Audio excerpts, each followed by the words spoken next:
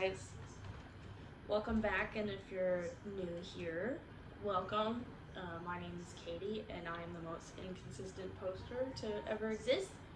And I don't have like a niche.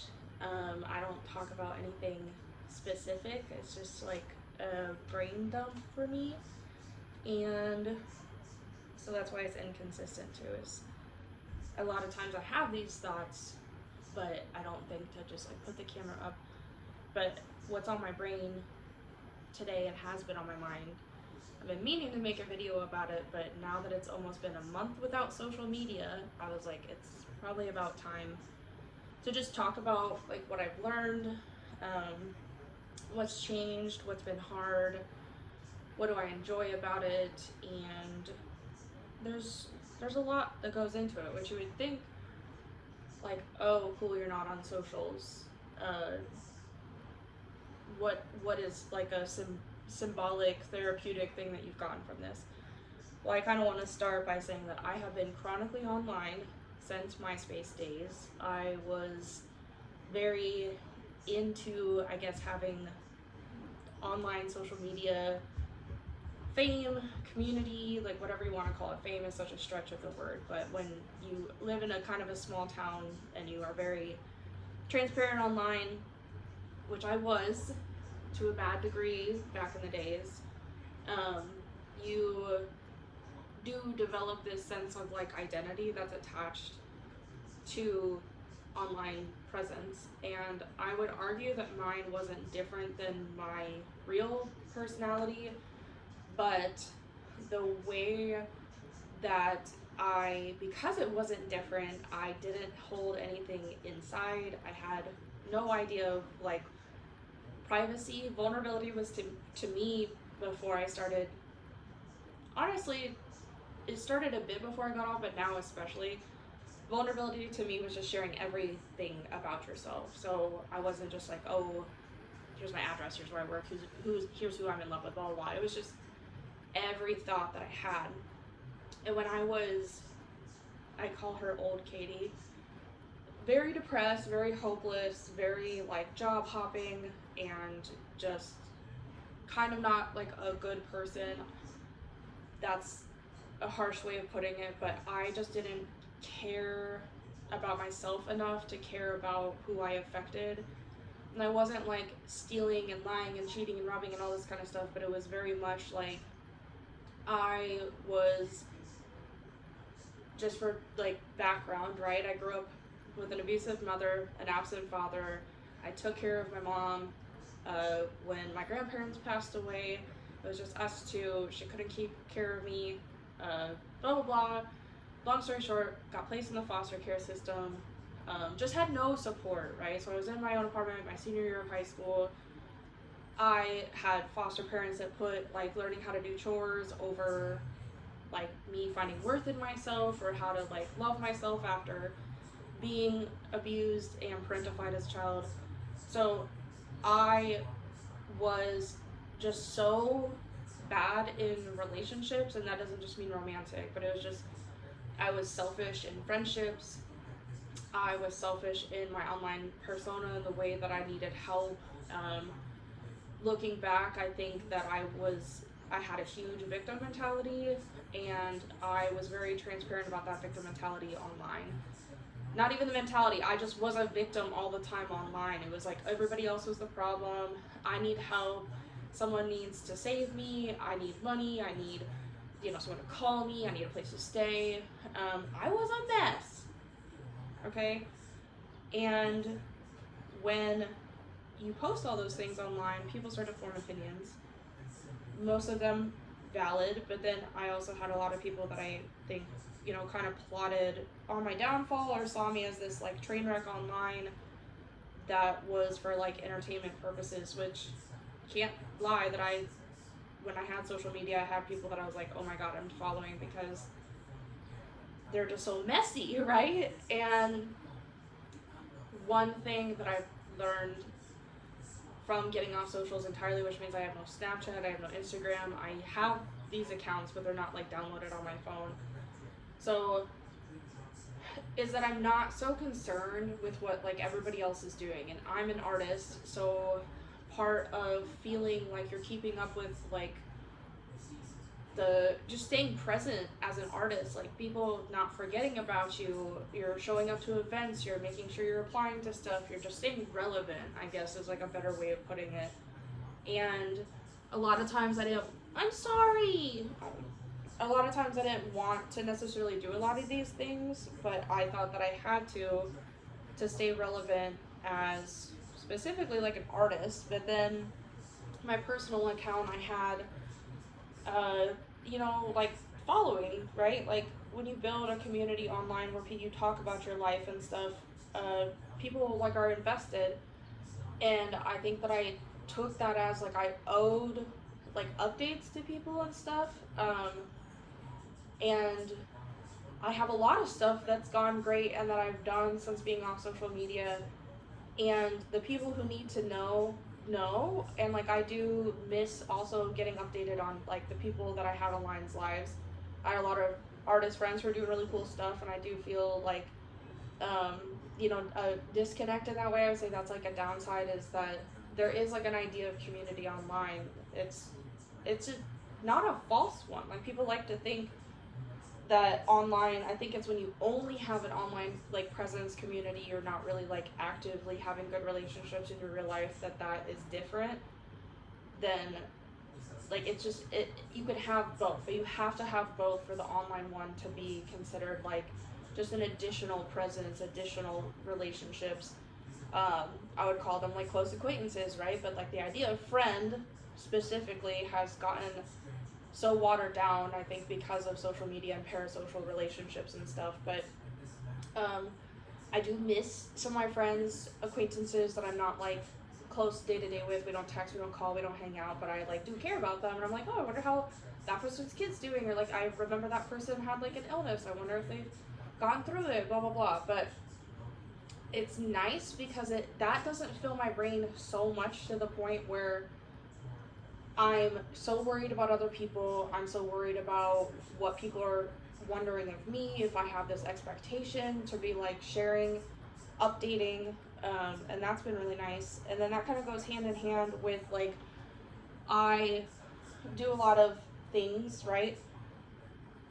This weekend I went to Luther, Iowa, and I saw Men I Trust at Luther College, and it was beautiful and awesome. And then I went to Iowa's biggest waterfall, and I just like could tell the difference in my presence there, right? So like we all know that person who's posted 400 videos of their concert on Snapchat. Did I take videos and pictures? Yeah, but it's because I have an awful fucking memory. But the reason and the feeling of when I was like taking certain pictures or videos, or like when I was at the waterfall, etc., before I could tell when I was posting, it was like, or when I was taking pictures, it was like in the back of my head, I was like, I'm gonna post this, or I have this idea of like in mind of who's gonna see this picture, who's gonna see this video. I have to make sure it's this way and this way, kind of, so it looks good, it's clear, it's like whatever, it's not very like in the moment. And I would notice throughout the day, especially because of like Snapchat, because it's just like your daily updates, I would be kind of like, well, wait, I have to stop to take a picture of this. It would be everything from just, I don't know, food, or like, my cat's being cute or whatever. And now it's just like I actually appreciate what's in front of me, because and it took a while. I mean, the first week I was just like, where's my phone? Oh yeah, I don't have Snapchat. Or like, if I want to take a picture, it's like it better be worth like putting down whatever you're doing to take a photo and stuff. And it creates a more present feeling when I see stuff that's cute, or see stuff that's cool out in nature or whatever. I've been going out in nature more now that it's been a little nicer. I've been a few times because it's been so freaking rainy, but I would say that like that is the biggest thing for me, is I just feel a lot more present. And when I'm in like waiting rooms, or I don't know, just anywhere, it's not, maybe it is kind of like an ego thing that I'm like, y'all are all on your phones, like get off your phones, because once we start to do something good, I think naturally the ego steps in as like, I have the answer, y'all don't y'all don't know it yet, but like these phones are blah blah blah, whatever. So I've had to work through that where it's like you're not better because you're off social media at all. Like it's just, it is something I notice because I am so much more present of like how many people really, and how I probably was like on my phone any dull second of the day. I think that what has been a big improvement for me is like I just do more things because I'm not wasting so much time on my fucking phone. Like my screen time, what kind of sparked this is like I would say my average screen time was like 6-7, god damn it, can you tell I teach kids 6-7 hours? And then there was the day that or the week I guess, that I was like, I need to do something about it. I felt really depressed. My apartment wasn't as clean as I wanted it to be. I was like, I'm so bored, blah, blah, blah. But then I looked at my screen time and it was at like 10 hours and I was like, oh, you're wasting your time on something that's like not even providing any actual benefit to you whatsoever. So now that I'm like forcing myself to be bored a lot more, I'm like, okay, well, I have nothing to do. I might as well just do laundry. Or like, I have nothing to do. Let's go for a walk. I've been getting into fitness. I wouldn't say I'm quite there yet. Excuse me. I have done it more than I was, but that's still like a struggle with me. Like discipline wise, I do want to do more of it, but I have a lot of like back and like body pain issues. That's just my excuse, really, but it is true that like I'm trying to find things that work for me and then find a desire, like a drive to go to the gym. But you know, it's like that's filled up some of my time. I'm doing so much more art. That's what's cool to me, is like the way that I have created stuff. I have so much shit just sitting around. So at the Men I Trust concert, they ran out of posters, but the guy had like them that were up for like the advertisement, but it had a big like $5 sticker on it. I was like, can I get that? And he was like, it's got a sticker, it's gonna ruin it. And I was like, I can fix that. So I've been working really hard to like where the empty part where the sticker like peeled away the paper, like fixing that. This is a waterfall painting of this, like, it's like a river by my, well, I guess a creek. I'm a creek girly. A creek by my house that I go and sit at, and I use the creek water to paint this, but then I didn't finish in time because it was gonna start raining, and so I've been like doing that at home most of it. I made this. These are like Dollar Tree like little ceramic plates. There's a bunch of stuff around my house. This I got really sad because it broke. I am not good with like clay whatsoever, but it would have been so cute. Look at her. And I tried to fix her like 3 times, and it's, yeah, you can see it's like crumbling. I tried to fix her a bunch, but it wouldn't. It's futile. But she's cute. I really loved working on her, and yeah, just like more present with my friends. I now pretty much like have like at least one day a week where I see most of my friends. Like the last 2 weekends, all of us have like gone together pretty much, and I went skating one week, and then this last weekend we all had like a big art night, and that just feels good. And it's like I'm not as concerned with like showing people like, look, I have friends here, let me post that I have friends, here's my friends. Excuse me, the weather has got me messed up. But and yeah, I've been working both my teaching artist jobs, and they've just been like going great, and I feel like I'm more present with the kids, like just all these cool things. And the only downside, I guess, yeah, is I have like a bit of FOMO. I do wonder what certain people are up to. I could log in. I had logged in to Instagram specifically just because I like just randomly popped off the earth or whatever, online earth, and was like, oh, I probably have some messages I should check, especially as an artist. Check those, made a little post. I was like, hey, I'm just like MIA for this reason.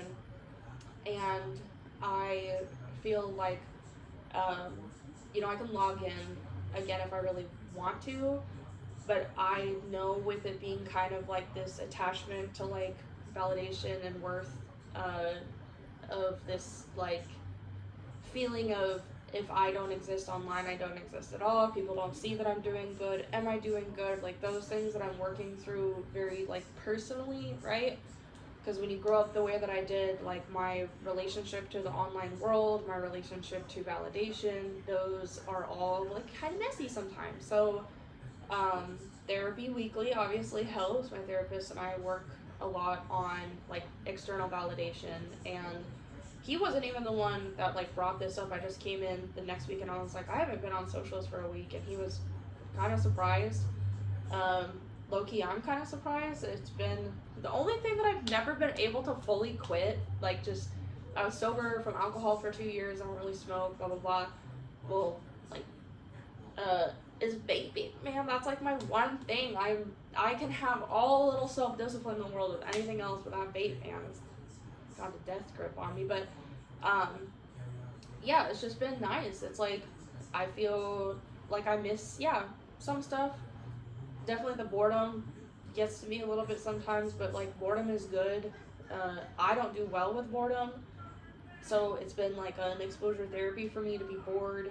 Um, yeah, so I'm about to go pick up some baked goods from a place near me that they like get rid of a lot of their leftover stuff or like end of day stuff at the end of their shift or the before the store closes, um, for like super discounted, and I love their stuff, so I'm really excited. And then I teach a class at 3, and then there's like a community potluck that happens on the third Thursday of every month that I'm gonna go to, and yeah, just minding my business. Things been good, eating good, sleeping okay, like obviously doing art, so yeah, I'm just like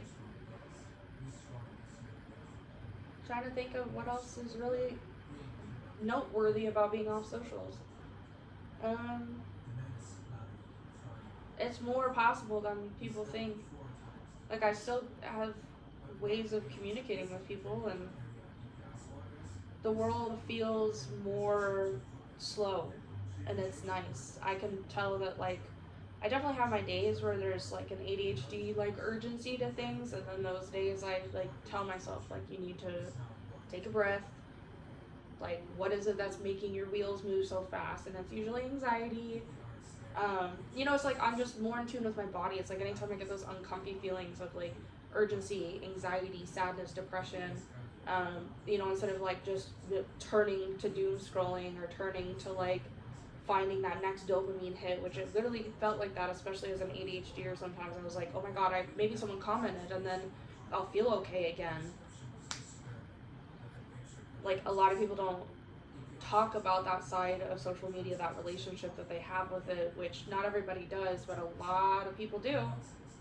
So even if it's not the notification, I didn't struggle as much with like the comparison, the like struggles with like especially women, like the appearance issues online. Like I don't feel like, oh, I want a BBL, or like, oh, I need to get lip filler, blah blah blah. But like that's a very real thing for a lot of women. Is like I don't look like that, and they're just like consuming all these women. I definitely feel like that is harmful, especially to like the youth, the younger girls of the generation, guys too. But there's just a lot of reasons to be off socials, and biggest ones: time waster. It's an avoidance to uncomfortable feelings, especially boredom. It's fake as fuck. We all know. Y'all comparing to people whose lives on the outside are falling apart. Like, just live your own life. Like, live for you. Like, do what makes you feel good. Working through that need to, like, keep up with things, or, like, mine especially is that, like, if someone doesn't see it, it doesn't exist, or it didn't happen, and like you exist, you are living your life. The people who love you know what's going on, or they should. The internet is a fake, superficial, lacking in depth, fast-paced, annoying and harmful world. And I suggest getting off. So how I did it was started with TikTok. That's been like months for me. Like TikTok was such a time waster. But then second, no, Facebook first technically, but that was for some other reasons. Just Facebook and me are not friends no more. But then TikTok, and then I think pretty much everything I did in one fell swoop. So my Instagram and my Snapchat went in the same breath. But yeah, just like even if you have to micro dose removing like your socials and stuff, it's just there's not as much importance to it as you think. Because I thought I would be like like withdraw, like where's my Snapchat? And no, honestly, I'm way less annoyed by not having to like. But I'm also someone who can't have a single notification. I have 0 unread messages, like 0 Snapchats can be like on that red mark. So that just helps me too. Like I don't have this urgency to respond to people, or people aren't just, I don't know, talking bullshit. So one app at a time. Maybe even just like leave your phone at home when you go for a walk. Um, if you want to like take a picture or something, maybe like I don't know, I have a digital camera and that's been helping me too. Is like if it's important enough, I can take it on my digital, and I've been carrying that with me. Just be bored, like microdose the exposure of being bored. Sit in that sensation because it does suck. Like no one is saying boredom is this like I'm just full of serotonin when I'm bored. No, it's empty feeling. It is very empty feeling. But we learn the most about ourselves when we're like challenged and really uncomfortable. So challenge yourself, be uncomfortable. That's it. Love you guys.